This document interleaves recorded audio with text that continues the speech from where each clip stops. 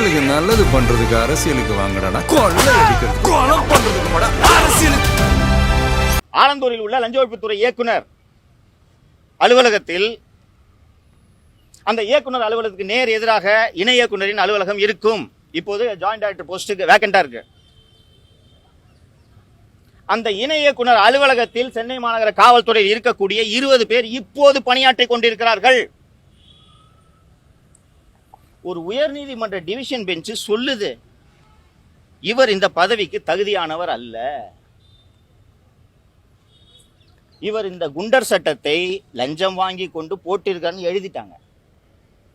For extraneous considerations என்றால் என்னவென்பது தலைமைச் செயலாளருக்கும் தெரியும், டிஜிபிக்கும் தெரியும். தலைமைச் செயலாளர் அவர்கள் முதல்வரிடம் அவர்தான் எடுத்து சொல்ல வேண்டும். முதல்வருக்கு தெரியாது, அவருக்கு நிர்வாகம் புதிது. நீங்க ஆபீசர்ஸ்,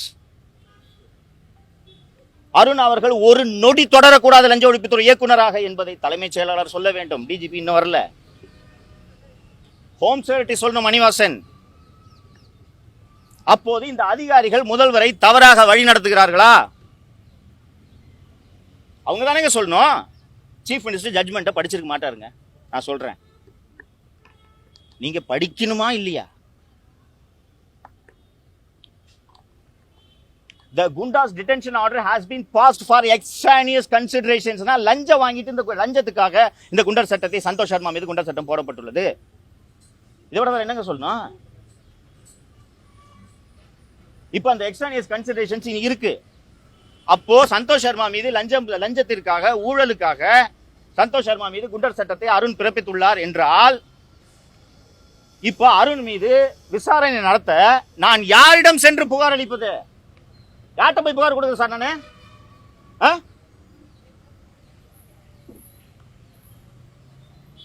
இது தமிழக அரசுக்கு மிகப்பெரிய அவமானம். நீதிபதிகள் கடந்த வாரம் இந்த புதனுக்கு முன்னாடி புதன்ல நீதிபதிகள் திரு அருண் அவர்களை நேரில் வந்து ஆஜராக வேண்டும் என்று உத்தரவு போடுகிறார்கள். இது எல்லாருக்கும் தெரியும், ஜெயில நானே படிச்சேன்.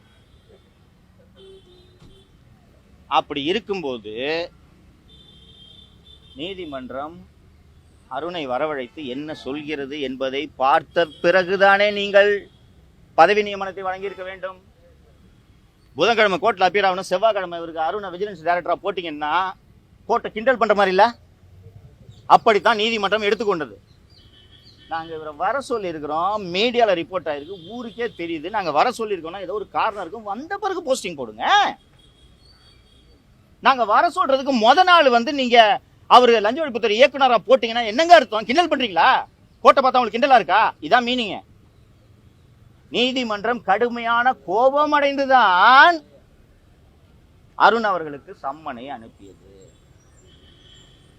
நீதிமன்றம் அந்த சம்மனை அனுப்ப வேண்டிய தேவையெல்லாம் இல்ல. கோர்ட்ல பப்ளிக் ப்ராசிக்யூட்டர் இருக்காரு, அரசு வழக்கறிஞர் இருக்காரு. இவரை சைதாப்பேட்டை இன்ஸ்பெக்டர் வர சொல்லுங்கன்னா அவர் சொல்லி சைதாப்பேட்டை இன்ஸ்பெக்டர் வந்துருவார். தனியாலாம் நீங்க சம்மன்லாம் கொடுக்க வேண்டியதில்லை. ஆனால் அந்த நீதிமன்றம் ஏன்பா ஒருத்தன் தப்பு பண்ணியிருக்கான்ட்டு நாங்க வந்து அந்த நபரை விசாரணைக்கு நேரில் ஆஜராக வேண்டும் என்று சொன்னால், அதற்கு முதல் நாள் அவரை லஞ்ச ஒழிப்புத்துறை இயக்குநராக நியமித்தால் என்ன பொருள்?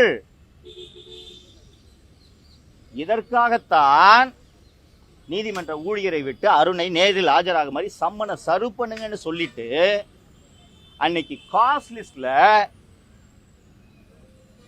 Formerly commissioner of police at present director of vigilance and anti corruption caste லிஸ்ட்ல போடுறாங்கன்னா நீங்க அந்த பதவிக்கு அவர்களை நியமித்ததை நீதிமன்றம் விரும்பவில்லை என்பதுதான் பொருள். அது ஒரு இண்டிகேஷன்.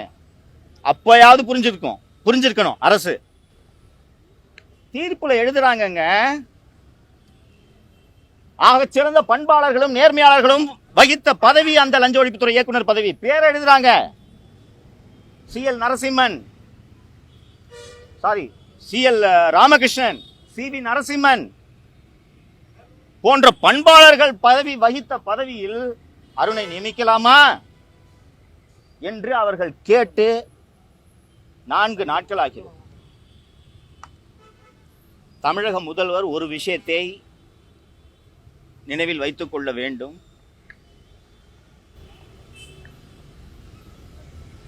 திராவிட முன்னேற்ற கழகத்தின் தலைவரும் முன்னாள் முதல்வரும்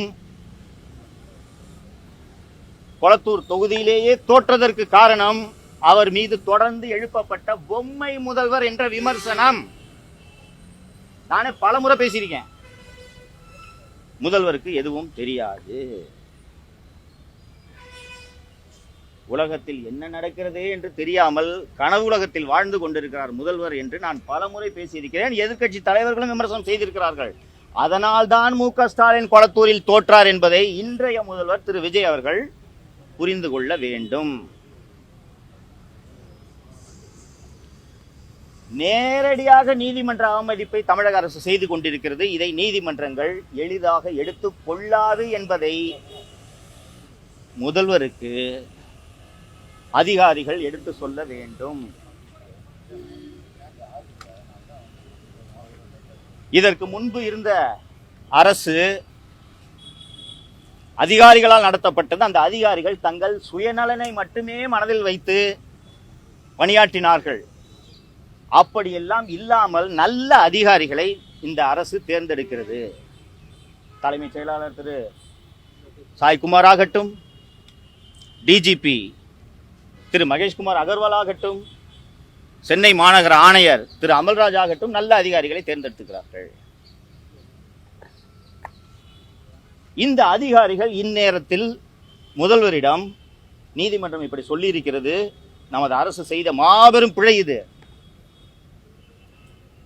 அதற்கான காரணத்தை கண்டறிய வேண்டும். அதற்கு முன்பு முதலில் நீதிமன்ற உத்தரவிலேயே எழுதியிருப்பதனால் உடனடியாக அருண் அவர்களை லஞ்ச ஒழிப்பு துறையிலிருந்து மாற்ற வேண்டும் என்பதை முதல்வர் அவர்களுக்கு இந்த அதிகாரிகள் எடுத்து கூறியிருக்க வேண்டும். அவரை மாற்றாமல் வைத்திருக்க அவர்கள் தமிழக அரசு நீதிமன்ற அவமதிப்பை செய்து கொண்டிருக்கிறது என்பதை முதல்வருக்கு அதிகாரிகள் எடுத்து சொல்ல வேண்டும்.